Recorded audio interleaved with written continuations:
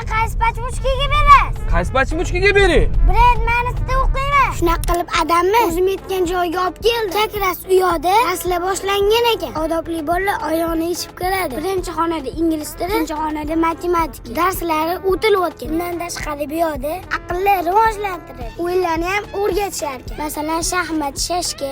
Shaxmatni o'rganaman-u, lekin shashka deyoraman. Bu pachmuchkada asosan maktabgacha tayyorlov kurslari bor. Bu yerda siz boshlang'ich rus tili, ingliz tili va matematikalarni o'rgansa bo'ladi. Va yaqinda yana logoped kursi ham ochilar ekan. To'g'risini aytsam, darslarni juda ham oson va qiziq o'tishadi. Ota-onalar kutib turishga devorlar ham qo'yib qo'yishdi, anada o'tiribdilar. O'zim darslarga kirib ko'rdim. Bu yerda ancha-muncha bolalar o'qiyotgan ekan. To'g'risini aytsam, o'zim ham darslarga qiziqib ketyapman. Hurmatli ota-onalar, sizlar ham farzandinglarni qo'rqmasdan shu pachmuchkaga olib kelaveringlar.